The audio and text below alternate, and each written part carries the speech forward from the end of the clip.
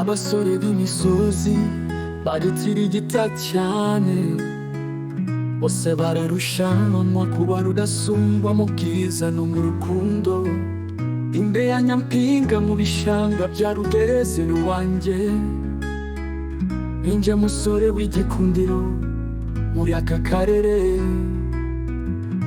Abasore mu misozi y'u Rwanda barishongora, bose barirata uburanga, bararwanira Nyampinga w'ibishanga. Muhabura agatoranya Nyabarongo, Muhungwe ati nje ndasanga Akanyaru.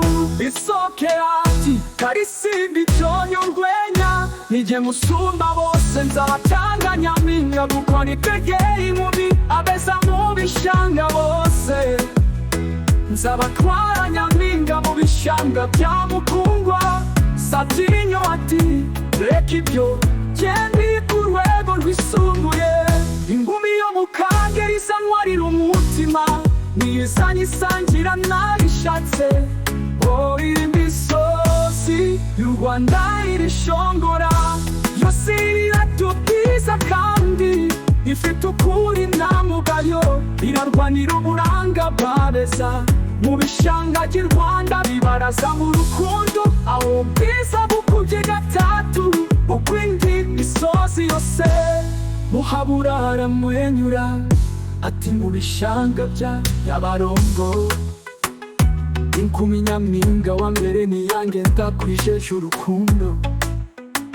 Muhungwe tuje ati mwese mureke ibyo, je wibera hafi y'Akanyaru, zawe inkumi nziza ziruta zose, iherereye kandi nzayitsindira. Akibibwa abasore barebana bose barekanga.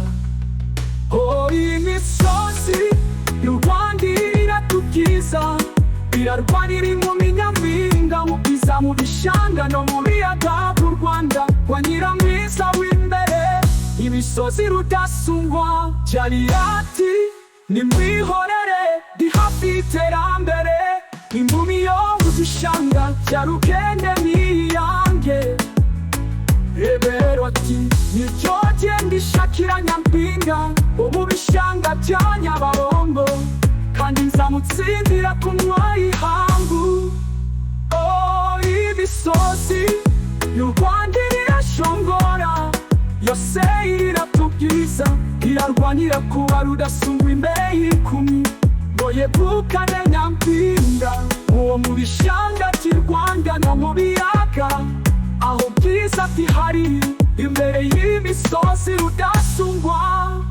Abasore b'imisozi baritirigita cyane, bose bararushanwa kuba rudasumbwa mu bwiza no mu rukundo.